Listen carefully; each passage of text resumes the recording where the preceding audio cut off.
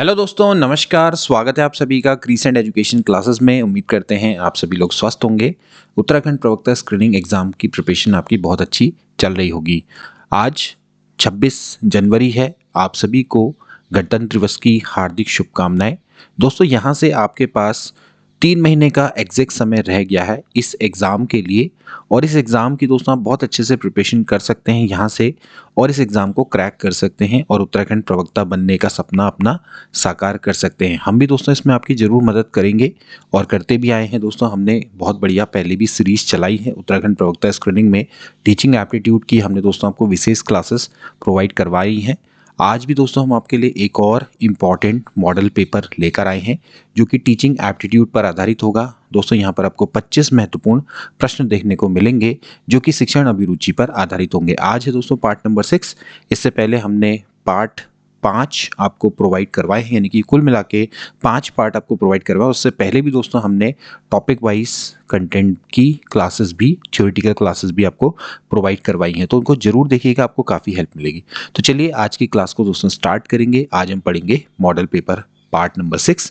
इसमें जितने भी आपके क्वेश्चन सही होंगे, जितने आपके फाइनल आंसर आएंगे, इसको जरूर बताइएगा कमेंट बॉक्स में। इससे हमें भी दोस्तों मोटिवेशन मिलेगा और आपके लिए और भी बेहतरीन मॉडल पेपर हम लेकर आते रहेंगे। तो चलिए आज की क्लास को शुरू करेंगे। तो फ्रेंड्स, आपकी स्क्रीन पर पहला प्रश्न आएगा, एनसीईआरटी का मुख्यालय कहां पर अवस्थित है? The headquarter of NCERT is located in Pune, नई दिल्ली, मेरठ या फिर Dehradun. National council of education research and training का मुख्यालय कहाँ पर दोस्तों अवस्थित है? तो इसका राइट आंसर दोस्तों हो जाएगा, इसका राइट आंसर है दोस्तों ऑप्शन नंबर बी, नई दिल्ली में दोस्तों अवस्थित है एनसीईआरटी। एनसीईआरटी से दोस्तों संबंधित एक प्रश्न आपका जरूर आएगा उत्तराखंड प्रवक्ता स्क्रीनिंग में। हमारी जो एनसीईआरटी है, इसकी स्थापना कब हुई थी दोस्तों? इसको ध्यान रखेंगे, 1 सितंबर 1961 को दोस्तों इसकी स्थापना हुई थी। बेसिकली जितनी भी हमारी विद्यालय शिक्षा है, विद्यालय शिक्षा की दोस्तों बात करें तो उसकी शिक्षा प्रणाली को सुधारने के लिए उसमें क्वालिटेटिव पाठ्यक्रम, शिक्षण सामग्री तैयार करना, ठीक है, टीचर्स को ट्रेनिंग करना, ये सभी दोस्तों एनसीईआरटी का कार्य होता है। ओके, तो इसका मेन उद्देश्य दोस्तों यही है कि जो बच्चों का सर्वांगीण विकास करना है, शिक्षा के क्षेत्र में सुधार लाना है। लेकिन कौन सा इसका मेन फोकस एरिया है दोस्तों? वो है विद्यालय शिक्षा, जिसको आपने बिल्कुल अच्छे से ध्यान में रखना है। ओके, तो एनसीईआरटी का मुख्यालय नई दिल्ली में अवस्थित है। नेक्स्ट क्वेश्चन देखेंगे दोस्तों, राष्ट्रीय ज्ञान आयोग ने किस क्षेत्र में विशेष ध्यान दिया? In which area did the National Knowledge Commission pay special attention? विज्ञान और तकनीकी, साहित्य, कृषि और कला। तो इनमें से आपने सही ऑप्शन दोस्तों बताना है। नेशनल नॉलेज कमीशन ने किस क्षेत्र पर विशेष दोस्तों ध्यान दिया है? तो राइट ऑप्शन दोस्तों हो जाएगा ऑप्शन नंबर ए, विज्ञान और तकनीकी, साइंस एंड टेक्नोलॉजी के क्षेत्र में नेशनल नॉलेज कमीशन के द्वारा विशेष रूप से दोस्तों ध्यान दिया गया था। इसका गठन दोस्तों जून 2005 में हुआ था और मोर स्पेसिफिकली 13 जून 2005 को दोस्तों इस आयोग का गठन किया गया था। सैम पेत्रोदा इसके दोस्तों अध्यक्ष बनाए गए थे। ओके, उस समय पर हमारे जो प्रधानमंत्री थे वो डॉक्टर मनमोहन सिंह जी थे और उस समय पर उनको लगा कि जो भारत है उसको ज्ञानवान बनाने की आवश्यकता है, ज्ञान आधारित समाज की स्थापना करना ही दोस्तों इसका मेन उद्देश्य दोस्तों था। ओके, इसके बाद दोस्तों इन्होंने जो अपनी रिपोर्ट्स हैं वो 4 भागों में प्रस्तुत करी, 4 इंस्टॉलमेंट में दोस्तों इन्होंने प्रस्तुत करी। फाइनल रिपोर्ट इन्होंने 2009 में दोस्तों इन्होंने प्रस्तुत करी थी, 2006 में, 7 में, 8 में और 9 में। ओके, तो इन्होंने साइंस एंड टेक्नोलॉजी के क्षेत्र पर विशेष दोस्तों ध्यान दिया है, विशेष एम्फेसाइज दिया है। इन्होंने शिक्षा में विज्ञान, तकनीकी, शोध, नवाचार, इन सभी क्षेत्रों में सुधार और उसके विकास को बढ़ावा देने में कई सारी सिफारिशें दोस्तों इन्होंने दी थी। इसके अलावा दोस्तों इन्होंने उच्च शिक्षा संस्थान की क्वालिटी को इम्प्रूव करने में, विज्ञान और तकनीकी शिक्षा को मजबूत करने के क्षेत्र में भी इन्होंने काफ़ी सिफारिशें दी थी। इसी तरह से रिसर्च में भी इन्होंने काफ़ी सिफारिशें अपनी तरफ से दी थी। काफ़ी महत्वपूर्ण है दोस्तों, इससे संबंधित आपका एक प्रश्न जरूर आ सकता है। ओके, अगला प्रश्न देखेंगे, सर्व शिक्षा अभियान के कार्यान्वयन में शिक्षक प्रशिक्षण के लिए कौन सी पहल प्रमुख है? सर्व शिक्षा अभियान, it's a very very important अभियान। ओके, ये बहुत बड़ा इंपॉर्टेंट दोस्तों कैंपेन था सर्व शिक्षा अभियान। तो विशेष कार्यशालाएं, विषय विशेष कार्यशालाएं, स्थानीय स्कूलों द्वारा आयोजित ट्रेनिंग, ऑनलाइन पाठ्यक्रम या फिर सभी शिक्षकों का एक साथ प्रशिक्षण। So, which initiative is important for teachers training in the implementation of सर्व शिक्षा अभियान? सर्व शिक्षा अभियान को इम्प्लीमेंट करने के लिए टीचर्स ट्रेनिंग में कौन सा इनिशिएटिव सबसे ज़्यादा महत्वपूर्ण है? तो इसका राइट आंसर दोस्तों हो जाएगा ऑप्शन नंबर ए, विषय विशेष कार्यशालाएं, यानी कि सब्जेक्ट स्पेसिफिक वर्कशॉप। तो देखिए, अगर सर्व शिक्षा अभियान का कार्यान्वयन करना चाहते हैं तो उसमें दोस्तों जो विषय विशेष कार्यशालाएं हैं ये प्रमुख दोस्तों इसमें पहल है। इस कार्यशालाओं में जो शिक्षक हैं यानी कि टीचर्स हैं, उनको जो स्पेसिफिक सब्जेक्ट्स हैं उनमें शिक्षा पद्धतियों पर प्रशिक्षित करने की उनको नॉलेज दी जाती है, उनको बेहतर तरीके से पाठ्यक्रम और शिक्षण विधियों की दोस्तों नॉलेज दी जाती है। तो यहाँ पर दोस्तों ये जो सर्व शिक्षा अभियान है इसमें आपका प्रमुख पहल कौन सी हो जाएगी? ये हो जाएगी विषय विशेष कार्यशालाएं। नेक्स्ट क्वेश्चन देखेंगे दोस्तों, रूसा की स्थापना 2013 में किसके द्वारा की गई थी? RUSA was established in 2013 by NCTE, UGC, MHRD या फिर NCERT। रूसा फुल फॉर्म राष्ट्रीय उच्चतर शिक्षा अभियान, ठीक है। ये लास्ट टाइम दोस्तों प्रवक्ता स्क्रीनिंग में ये प्रश्न आया था कि रूसा की फुल फॉर्म क्या है, और इसकी स्थापना दोस्तों MHRD के द्वारा, ठीक है, ये ministry of human resource and development, जिसको कि आज के समय पर एजुकेशन डिपार्टमेंट के नाम से दोस्तों जाना जाता है, उस समय पर ये दोस्तों मानव संसाधन विकास मंत्रालय था, अब शिक्षा मंत्रालय दोस्तों बन चुका है, ठीक है। तो ministry of human resource development के द्वारा दोस्तों इसकी स्थापना की गई थी। ओके, तो रूसा का मेन उद्देश्य क्या है दोस्तों? ये जो हमारे हायर एजुकेशन इंस्टीट्यूट हैं इनकी क्वालिटी में इम्प्रूवमेंट करना, उनको सशक्त बनाना, यही दोस्तों इसका मेन उद्देश्य था। तो रूसा एक ऐसा योजना है दोस्तों, या एक ऐसा अभियान है जिसके तहत में जो राज्य की यूनिवर्सिटी हैं, स्टेट यूनिवर्सिटी हैं, इनको बेहतर बुनियादी ढांचा प्रोवाइड करवाना, इंफ्रास्ट्रक्चर प्रोवाइड करवाना, संसाधन देना, सुविधाएं देना, उनके लिए वित्तीय सहायता प्रदान करना ही रूसा का मेन एम है। तो जो रूसा है बेसिकली हमारे भारत में जो उच्च शिक्षा संस्थान हैं उनके स्तर को सुधारने में मदद करता है। अगला प्रश्न देखेंगे, कोठारी आयोग द्वारा दिए गए अपने शिक्षा संबंधी सुझाव में निम्नलिखित में से कौन सा एक नहीं है? Which of the following is not one of the suggestion given by the Kothari commission regarding education. Kothari आयोग एक महत्वपूर्ण आयोग जिसकी सिफारिशें दोस्तों बहुत महत्वपूर्ण है, इससे भी आपका दोस्तों 1 से 2 प्रश्न आ सकते हैं। तो देखिए, केंद्र सरकार नेशनल एजुकेशन एक्ट तथा राज्य सरकार स्टेट एजुकेशन एक्ट बनाए, which is very correct. Okay, ये इनकी प्रमुख सिफारिश थी दोस्तों। शिक्षा मंत्रालय के सांख्यिकी विभाग का सुदृढ़ीकरण किया जाए, इट इज़ ऑल्सो करेक्ट, क्योंकि जो स्टैटिस्टिकल डिपार्टमेंट है वो दोस्तों एक बहुत वाइटल रोल प्ले करता है। ये आपको एक्चुअली पोजीशन बताता है कि आपके पूरे देश में स्कूलों की क्या स्थिति है, इंफ्रास्ट्रक्चर की क्या स्थिति है। इट सेट्स आंकड़े जुटाता है जिससे कि आपको आगे फ्यूचर पॉलिसी बनाने में मदद मिलती है। और ये दोस्तों हमने आपको प्रीवियस क्लासेस में भी पढ़ाया है, आप कोठारी आयोग की हमारी जो क्लासेस हैं उसको जरूर देखें। इसके अलावा तकनीकी शिक्षा के लिए उद्योगों पर कर, ये बिल्कुल गलत है दोस्तों, ये इनके द्वारा कोई ऐसा सुझाव नहीं दिया गया था। इसके अलावा दोस्तों इन्होंने NCERT राष्ट्रीय शिक्षा अनुसंधान एवं प्रशिक्षण परिषद को अखिल स्तर पर विद्यालय कार्यभार को सौंपने की दोस्तों यहाँ पर बात की गई थी। तो पूरे ऑल इंडिया लेवल पर विद्यालय शिक्षा का कार्यभार इसके बाद NCERT को ही दिया गया। फिर NCERT को पहल की गई कि भाई वो पहला आधारभूत पाठ्यचर्या तैयार करे, कोर करिकुलम तैयार करे पहले 10 वर्षों के लिए। तो ये दोस्तों आपके सभी सुझाव कोठारी आयोग के द्वारा दिए गए थे। तो ऑप्शन नंबर सी दोस्तों इसका राइट हो जाएगा, क्योंकि ये सुझाव कोठारी आयोग के द्वारा नहीं दिया गया था। ओके, अगला प्रश्न देखेंगे, निम्नलिखित में से RTE की कौन सी धारा अध्यापकों के कर्तव्यों से संबंधित है? बहुत इंपॉर्टेंट है दोस्तों RTE, right to education act, इसके बारे में हम कई बार चर्चा कर चुके हैं। Section 7, section 11, section 24। तो देखिए जो सेक्शन नंबर 24 है ये दोस्तों आपके अध्यापकों के कर्तव्यों से दोस्तों संबंधित है। यानी कि एक अध्यापक है, उनकी अपनी पेशेवर जिम्मेदारियां हैं, उसके बारे में दोस्तों बात करता है। आचार संहिता है, छात्रों के प्रति उनका व्यवहार है, उसको दोस्तों यहाँ पर निर्धारित किया गया है। ठीक है, इसमें शिक्षक की कार्यप्रणाली, शिक्षा में किस तरह से वे क्वालिटी को बनाए रखेंगे, छात्रों के संग उचित व्यवहार कैसे करेंगे, उसके सभी दिशा निर्देश इसमें दोस्तों दिए गए हैं। ओके, तो यहाँ पर जो 24 है आरटीई की धारा, वो अध्यापकों के कर्तव्यों से संबंधित है।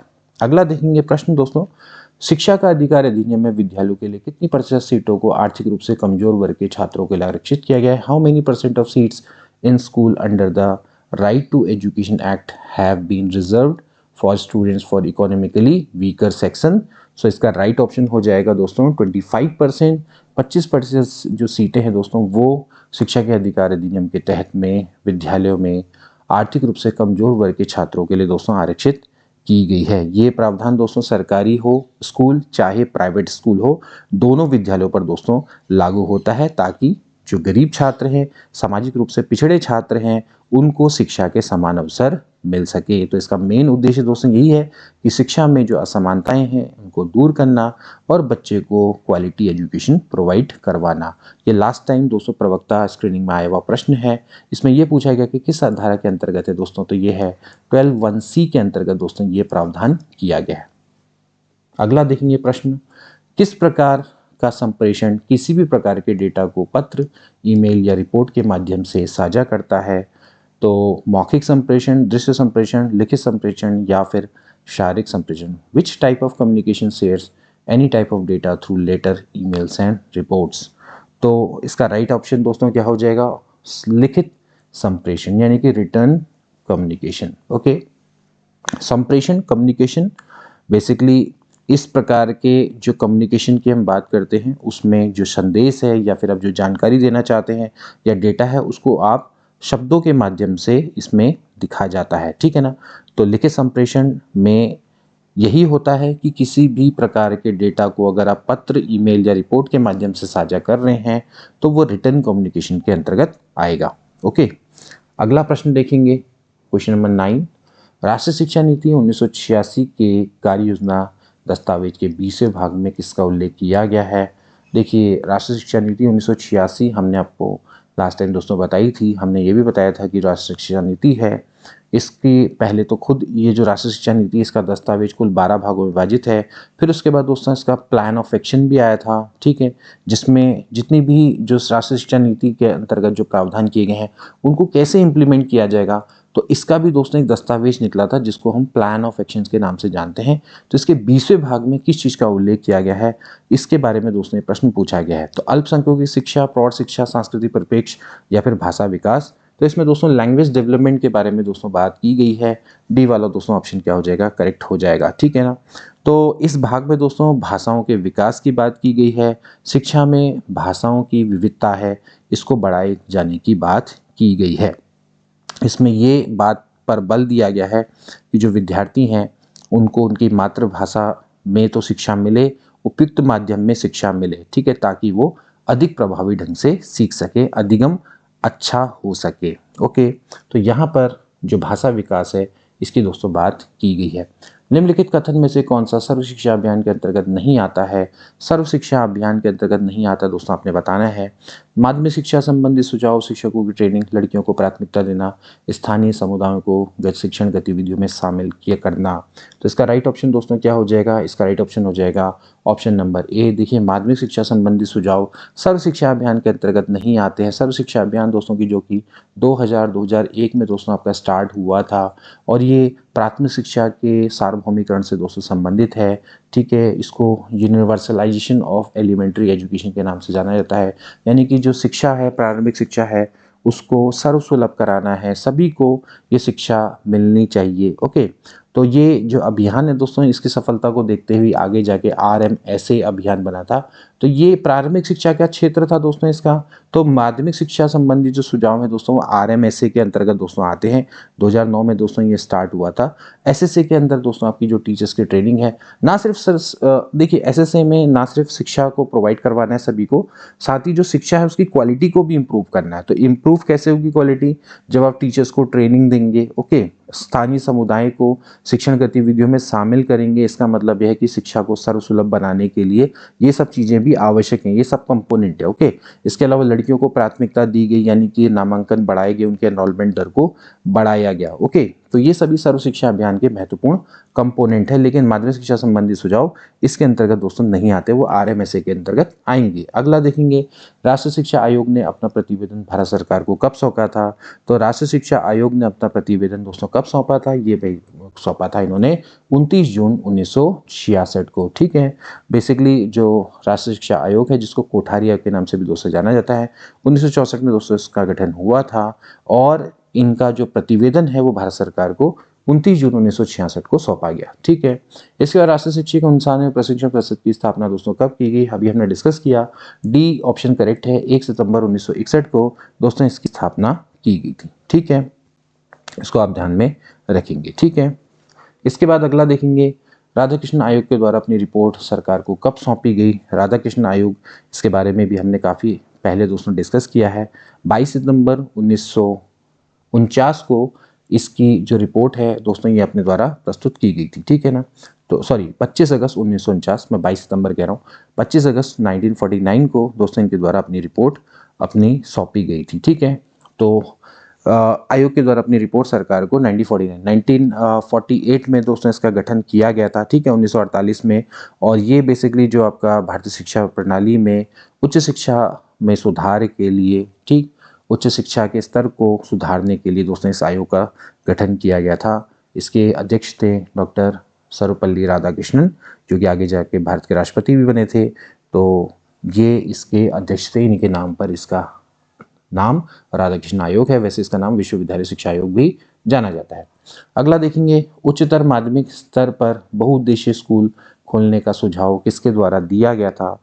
तो हायर सेकेंडरी लेवल में जो मल्टीपर्पज स्कूल है उसको खोलने का सुझाव मुदालियर आयोग के द्वारा दोस्तों दिया गया था। मुदालियर कमीशन माध्यमिक शिक्षा आयोग के नाम से भी दोस्तों जाना जाता है। 1952 में दोस्तों इसकी स्थापना हुई थी। 53 में इन्होंने अपनी रिपोर्ट प्रस्तुत करी थी। तो इन्होंने बहुउद्देशीय स्कूल दोस्तों खोलने का सुझाव यहाँ पर दिया था, ठीक है। बहुउद्देशीय स्कूल में बेसिकली क्या है कि छात्रों को सभी सब्जेक्ट की नॉलेज के संग संग आपकी व्यावसायिक शिक्षा भी देने की बात की गई, ताकि जो छात्र हैं वहाँ से निकलकर रोजगार भी प्राप्त कर सकें, ठीक है। तो मल्टीपर्पज स्कूल यहाँ पर खोलने की बात की गई, ठीक है। अगला देखेंगे, शिक्षा का व्यक्तित्व विकास में सबसे पहला कार्य क्या है?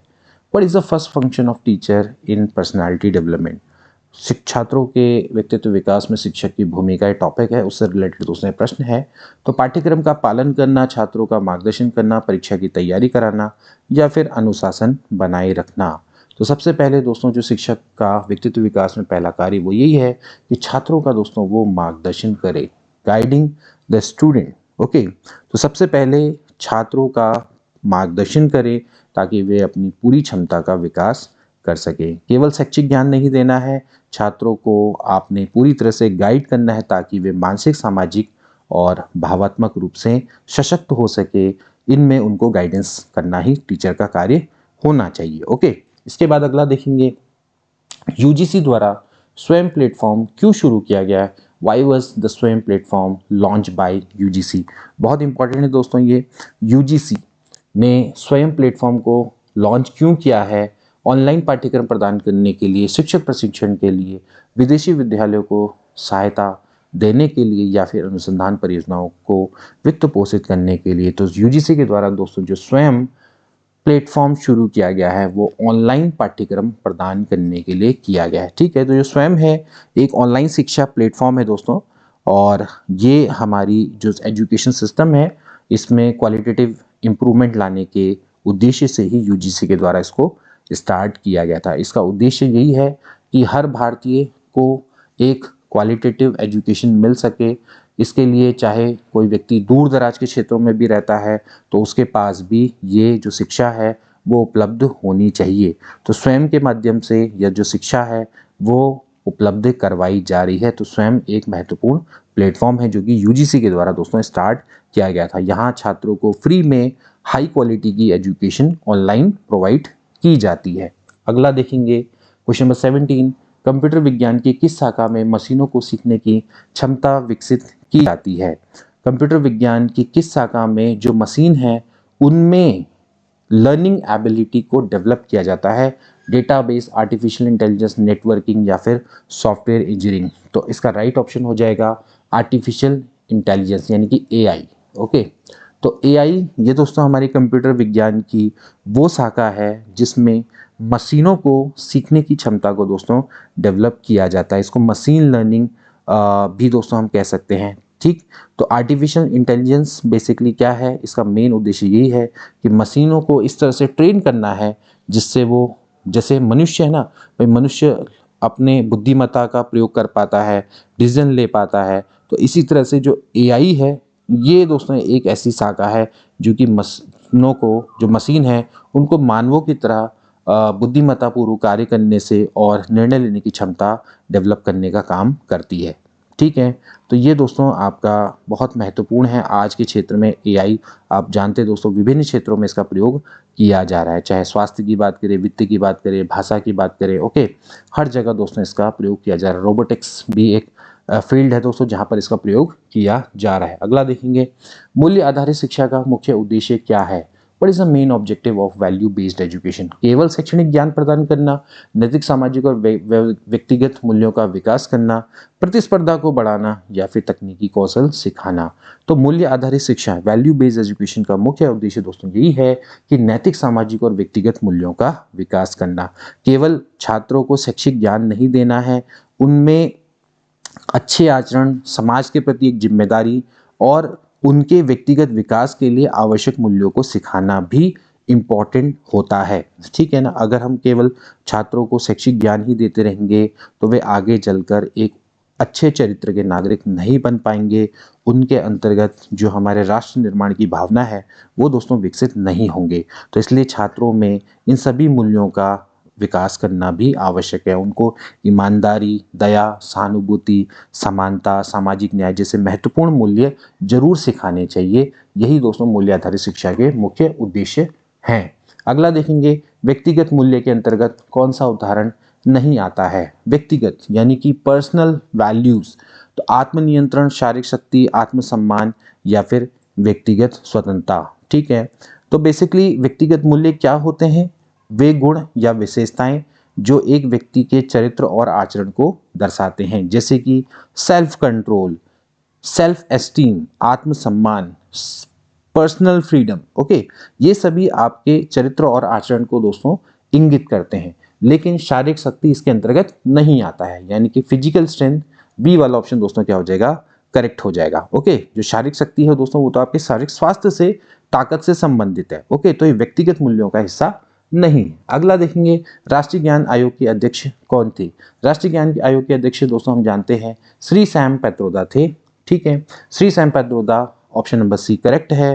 13 जून 2005 को इस आयोग का दोस्तों गठन किया गया था। ये भारतीय समाज को ज्ञानवान बनाने के उद्देश्य से ही इस आयोग का दोस्तों गठन किया गया था। तो श्री सैम पैत्रोदा इसके दोस्तों बहुत इंपॉर्टेंट व्यक्ति हैं जो कि इसके अध्यक्ष थे। ओके, तो ये प्रसिद्ध दोस्तों भारतीय तकनीकी और ज्ञान विशेषज्ञ थे दोस्तों जो कि आयोग के अध्यक्ष थे। इसमें कई सारे और भी विशेषज्ञों को दोस्तों इसमें रखा गया था, लेकिन सैम पैत्रोदा इसमें प्रमुख थे, तो वही इसके अध्यक्ष थे। अगला देखेंगे, एनकेसी ने ज्ञान को सर्वसुलभ बनाने हेतु जिस वेब पोर्टल को स्थापित करने की सिफारिश की थी, उस वेब पोर्टल का क्या नाम था? उसका शिक्षा, एकल खिड़की, विद्यादान या फिर ई पाठशाला।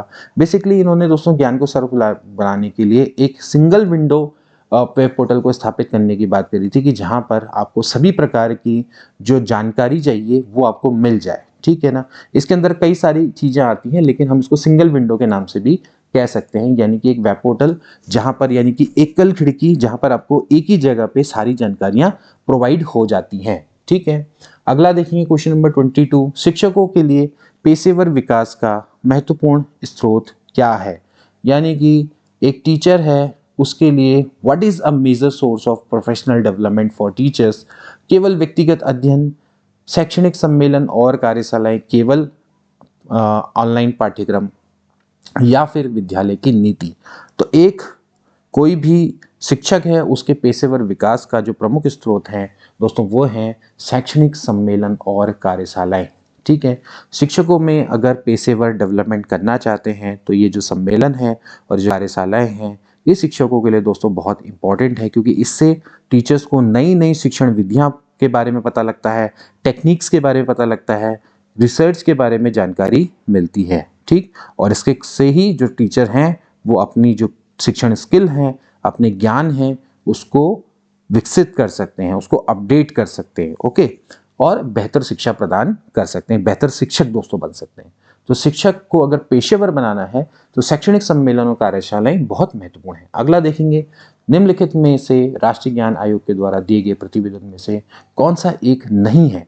देखिए, राष्ट्रीय ज्ञान आयोग के द्वारा मैंने आपको पहले ही बताया था कि इनके द्वारा जो प्रतिवेदन अपने दिए गए थे उनको दोस्तों इन्होंने प्रमुख भागों में दोस्तों बांटा है।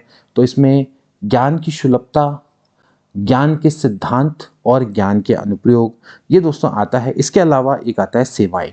ठीक है, ठीक, ये सभी दोस्तों इसके अंतर्गत आता है। तो ज्ञान की सुलभता, लेकिन ज्ञान का अनुभव दोस्तों इसके अंतर्गत नहीं आता है। ठीक है, तो राष्ट्रीय ज्ञान आयोग के द्वारा जो अपने जो प्रतिवेदन थे उसमें दोस्तों जो ज्ञान का अनुभव यानी कि एक्सपीरियंस ऑफ नॉलेज ये दोस्तों इसके अंतर्गत नहीं आता है।